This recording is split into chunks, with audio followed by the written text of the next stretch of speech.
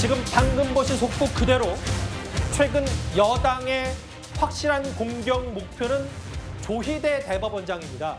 근데 조희대 대법원장이 오늘 한 행사에서 대회사를 했는데 그 메시지가 꽤 의미심장합니다.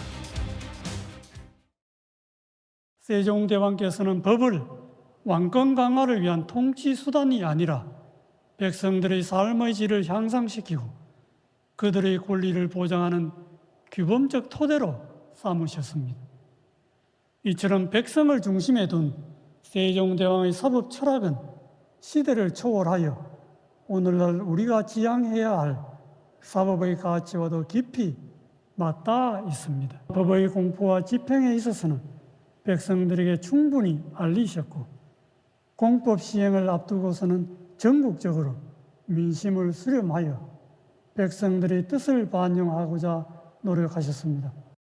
굳이 평가할 가치를 느끼지 못합니다만 적어도 직위원 재판장의 희대의 방법으로 내란숙의 윤석열을 구속 취소 석방한 그런 법원의 수장으로서 할 말은 아니다라는 생각이 듭니다.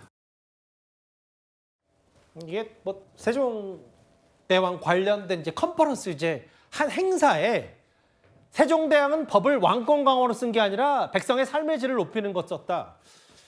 그 이현정 의원님, 네. 뭐 당연히 맞는 얘기긴 한데 앞서 속보로 봤다시피 본인 관련 청문회도 개최한다는 민주당.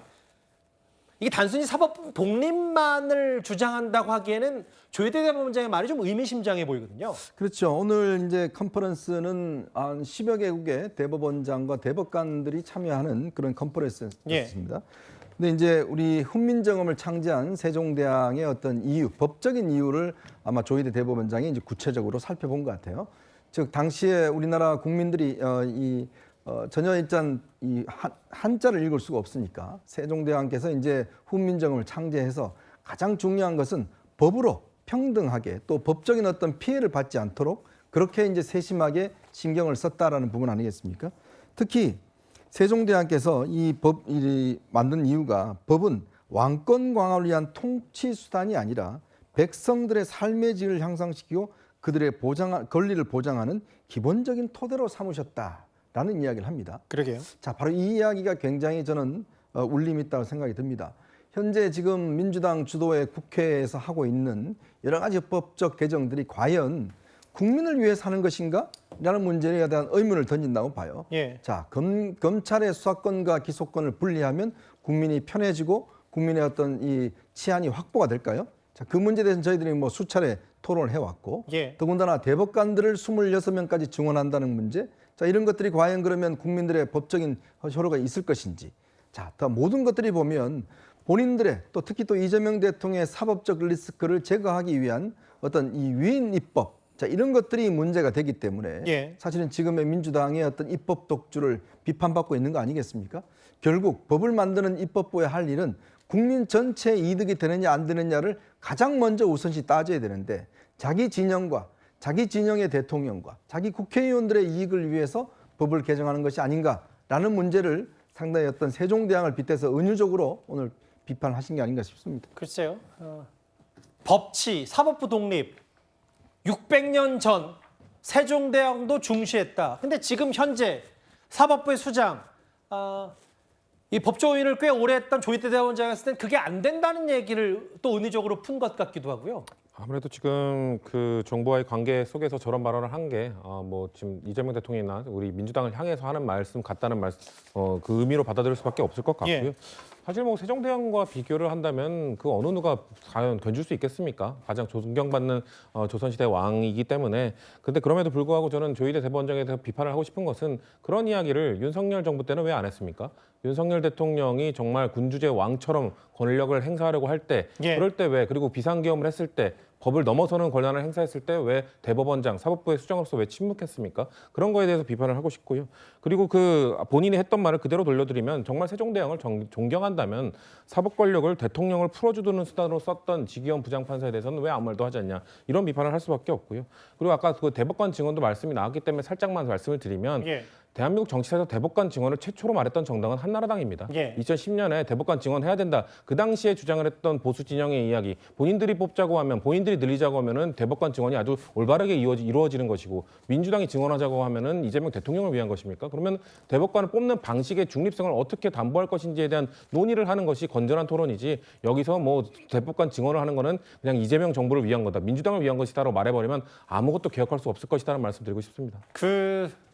사실 조희대 대법원장을 향한 지난주에 민주당 여권의 총공세는 바로 왜 한덕수 전 총리와 수상한 만남을 가졌냐라는 녹취록에 근거했던 의혹 제기라고 주장을 했는데, 뭐 한두 발 빼는 듯 하다가 다시 본질은 대선 개입 의혹이다라고 노선을 바꾼 것 같은데요. 오늘 법사위에서 조국혁신당 박은정 의원이 이런 주장을 했습니다.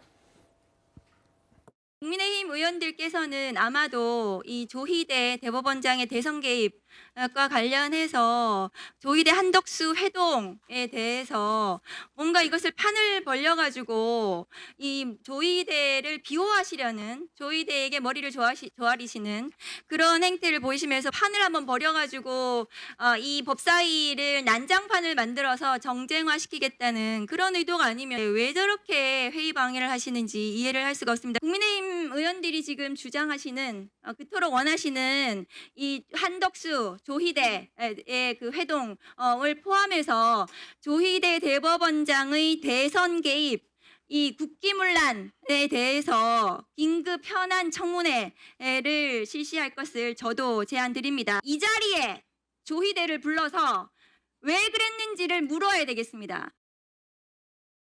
실제로 저 발언 이후에 여당 주도로 단독으로 이제 이른바 조희대 청문회가 의결이 됐는데, 실제 성사될지 여부는 한번 조금 더 지켜보겠습니다.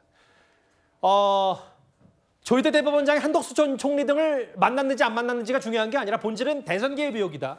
약간 노선을 바꿨는데, 그러면서도 다음 화면을 볼게요.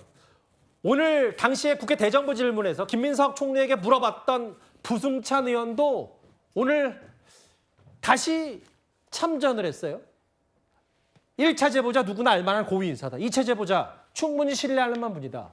근데 이제 야당에서는요, 구자랑 변호사님, 아니 충분히 신뢰할 만한 제보자면 뭐 특검에 나갈 게 아니라 아예 민주당 의원들 기자회견을 하면 될 일을 면책 특권 뒤에 숨어서 이런 얘기를 하는 거 아니야. 야당에서는 또 오늘 이런 비판을 했어요.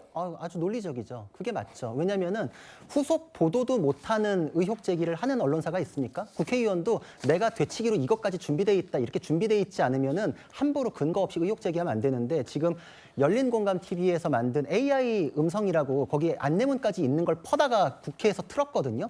그리고 나서 제보자가 있다 그러는데, 만약에 그 회동설과 별개의 사실관계에 대한 제보자라면은 그 제보자가 무슨 얘기를 했는지 후속적으로 자기가 언론에 얘기를 해야 되는데 못하고 있어요. 지금 스스로가 후속적으로 내놓을 증거는 없다 그러거든요. 그럼 저 제보자에 대한 얘기 자체가 허구일 가능성이 있고, 오히려 그 AI 음성과 겹치는 내용, 똑같은 동어 반복하고 있는 내용으로 지금 울거먹는 걸 가능성이 있다. 그러니까 시간을 끌고 이 이슈가 좀 가라앉을 때까지 좀 망신은 좀 피해보자, 이런 태도가 아닌가 이렇게 생각이 되는데, 자꾸 그러니까 수사 결과 보면 된다 이러는데, 아니 근거도 없는 의혹 제기해놓고 조희대 대법원장이 왜 수사를 받습니까? 오히려 서영교, 부승찬 두 분이 수사를 받을 때 거기서 증거가 뭔지를 공개해야 될 문제죠. 지금 못한다라고 하면은 면책특권 뒤에 숨지 말고 똑같은 내용을 가지고 나와서 언론에다가 한 번 인터뷰를 한 번 더 하면 됩니다. 정말 근거가 확실하고 자신 있으면 면책특권 뒤에 숨을 이유가 없거든요. 그럼에도 이렇게 하는 거는 판결 불복이다, 이거는. 왜냐면은 예전에 판결에 대해서는 뭐 빨리 해주니까 좋다고 이재명 대통령이 당시 후보 시절에 본인이 인터뷰까지 했었어요. 기각이라서 빨리 해주는구나, 고맙구나 이렇게 생각했다가 이게 파기환송이 돼버리니까 빨랐던 거에 대해서 문제 삼지 우리는 파기환송에 대해서 문제 삼는 거 아니다. 이게 막 말을 바꾸거든요. 결국은 결론이 마음에 안 드는 거거든요. 그러니까 지금 말을 끼워 맞추는 건데, 엄연히 이재명 대통령에게 유리한 무죄 취지의 의견이 대법관 2명이나 있습니다. 기록을 볼 수 없을 정도로 뭐 졸속이고 빠른 시간이었다라고 할 것 같은 그 두 분의 존재는 뭘까요? 이렇게 논리적으로 말이 안 되기 때문에 대선 개입에 대해서 주장하시려면은 근거를 내놓고 하셔야 되는 문제입니다. 이제 조희대 대법원장이 이른바 수상한 회동에 대해서 앞서 보신 대로 서영교, 부승찬 두 의원도 다시 이제 불을 지피는 모양새가 됐고, 짐작컨대 이런 흐름으로 보면은 다음 주 화요일에 열릴 수도 있는 조희대 대법원장 청문회까지 이 동력을 좀 이어가겠다는 여권의 취지로도 보이죠. 4위였습니다. 세종대왕 얘기. 조희대 대법원장의 저 메시지 얘기가 저희가 준비한 주제였습니다. 조희대 대법원장이 작심 발언을 했습니다. 이 세종과 관련된 컨퍼런스에 참석을 해서 이렇게 발언한 건데요. 세종대왕은 법을 자기 왕권 강화를 위한 수단으로 안 썼다. 법 그렇게 쓰는 거 아니다. 세종대왕은 그렇게 안 썼다. 작심 발언했습니다. 누구 들으라고 한 얘기일까요? 들어보시죠. 세종대왕께서는 법을 왕권 강화를 위한 통치 수단이 아니라 백성들의 삶의 질을 향상시키고 그들의 권리를 보장하는 규범적 토대로 삼으셨습니다. 이처럼 백성을 중심에 둔 세종대왕의 사법 철학은 시대를 초월하여 오늘날 우리가 지향해야 할 사법의 가치와도 깊이 맞닿아 있습니다. 법의 공포와 집행에 있어서는 백성들에게 충분히 알리셨고 공법 시행을 앞두고서는 전국적으로 민심을 수렴하여 백성들의 뜻을 반영하고자 노력하셨습니다. 자, 그래서 민주당은 문제 삼았습니다. 이 대법원장이 사과해야 한다라고 강하게 비판했습니다. 그러자 대법원이 해명도 냈는데요. 반박도 냈는데요. 함께 보시죠.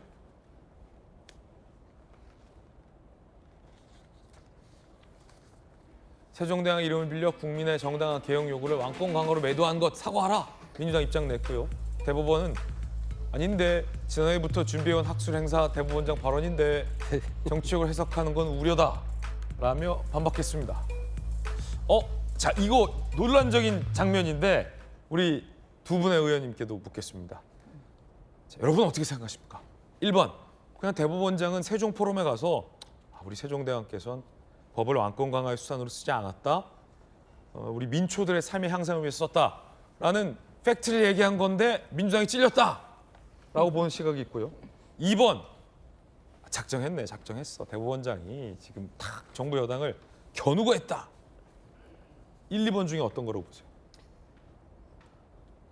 저는 이제 1번 플러스 2번인데요. 1번 플러스 2번. 왜냐면 난 다. 학술 행사는 오래전부터 준비했겠죠. 네. 대법원에서 주관하는 세종국제학술대회라고 하니까요.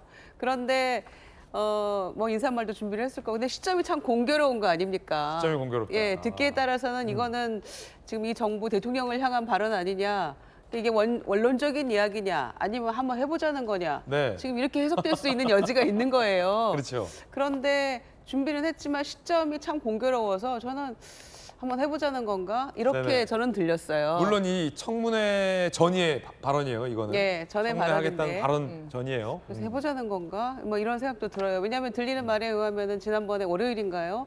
그 대법원장 입장 표명을 할 때 저는 마이크 앞에 서서 기자들 질문에 답변을 할 줄 알았는데 입장문만 내고 말았잖아요. 입장문만. 네네. 그런데 대법원장은 직접 그 앞에 설 의사가 있었다고 하더라고요. 그런데 이제 밑에서 안 됩니다. 이렇게 말렸다는 거죠.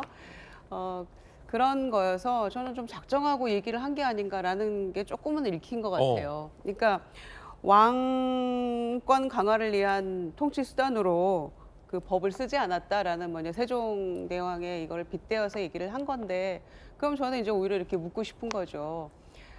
세상 그런 희한한 방식으로 소위 직전 왕에 대해서 왕을 탈옥시킨 그 개별 재판부에 대해서 왜 묵인하고 침묵했는가, 사법부의 수장으로서 저희 이렇게 반문하지 않을 수가 없는 거죠. 그런 점에서 조금 의도가 있었던 게 아닌가 저는 그렇게 읽었고요.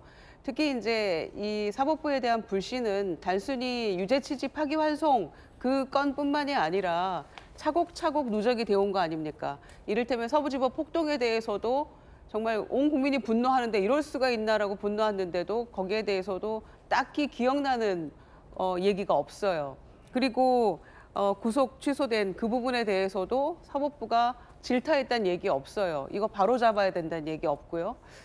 그런 일련의 상황들을 봤을 때 단순히 어떤 하나의 사건만을 놓고 불신이 생겼다라고 보기는 어렵기 때문에 이런 부분들을 조금 바로 잡아야 되고 사법부에서 조금 대안을 내놔야 되는 거 아니냐, 자정작용 필요한 거 아니냐 이렇게 생각을 하는데, 아무튼 이 발언에 대해서는 저는 조금 작정한 발언이다라는 생각, 이게 그렇게 해석하도록 만들었다고 네. 보고요. 이제 청문회나 또 이런 일련의 상황 속에서 저는 그 사인회동설 관련해 가지고 그 법원 내부에서 그래도 여러 가지 목소리가 나왔잖아요. 그 파기환 선건에 대해서는 유감 표명해야 될 것 같다라든지 직위원 재판부에 대해서도 조금 입장 정리가 필요할 것 같다라는 그런 어떤 비판적인 목소리가 사그라져 들고 있어요. 그게 이유가 뭘까? 그게 이제 여당이 좀 실책한 부분이 있는 거 아닌가? 실책이냐 여당에. 네, 그래서 저는 그런 부분이 조금 아쉬운 거죠. 왜냐하면 그런 비판적인 목소리 또 할 말은 한다 이런 목소리가 묻혀버리는 것 같아서 그 점이 좀 안타까운데요. 아무튼 저는 이거는 뭐 원론적인 이야기 플러스 해보자는 거냐 합쳐진 건데 후자 쪽에 조금 더 주안점을 둡니다. 네. 김희정 의원님요. 저는 정말 세종대왕이 살아서 통치할 때도 백성들을 아끼시더니 죽어서도 우리 대한민국을 걱정하셔서 이렇게 딱 맞는 시기에 세종대왕 포럼이 열려서 우리들에게 교훈을 주시는구나. 참으로 감사한 분이다라고 생각을 했습니다. 저희 국회에 들어가면 아직까지 동상이 들어가야 되는 자리가 이렇게 빈칸으로 있어요. 국회 본회의장 들어가는 홀 입구에. 그래서 존경할 만한 의회주의자를 이제 만들어야지 거기에 이제 동상 만들어서 네. 놓으려고 하고 있거든요. 그런데 역사적인 인물 두 분은 정말 큰 동상을 만들어 놓고 국회 본회의장 들어가는 계단 입구에 딱 놓고 있습니다. 세종대왕하고 이순신 장군. 그 정도로 이제 모든 국민들이 존경하기도 하지만 국회의원들이 출퇴근하고 본회의장 들어가면서 늘 이 두 분의 마음을 새기자는 뜻으로 딱 해놓고 있거든요. 그래서 세종대왕의 뜻을 새기는 부분 다시 한번 이렇게 대법원장의 입을 통해서 나온 부분 환영한다는 말씀을 드립니다. 그런데 역시 품격이 있으시네요. 그동안 여러 가지 왜 정면 대응 안 하냐, 뭐 당신의 입이 없냐 이런 공격이 있음에도 불구하고 직접적인 대응은 삼가하셨어요. 그런데 딱 세종대왕 포럼에서 본인이 해야 될 말을 품격 있게 하면서 정면 충돌은 피하고 해야 될 말은 정확하게 전달하는 그런 모습을 보였다. 법사위원회가 배워야 될 부분이지 않나 이런 생각을 합니다.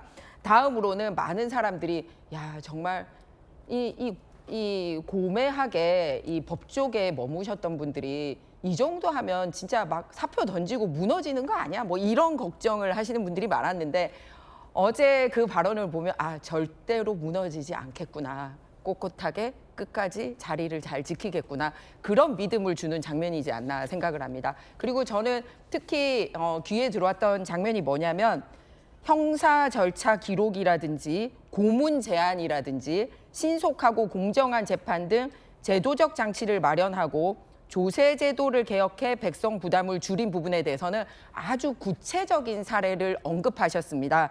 이게 지금 오늘날 우리에게 이런 절차적인 거를 무시하고 그리고 민생을 무시하고 또 조세 제도 관련돼서 여러 가지 무리를 일으키고 있는 현 정치권에게 이런 구체적인 제도까지 집으면서 메시지를 주지 않나 굉장히 정교하게 준비된 발언이다라는 생각이 들었습니다. 네.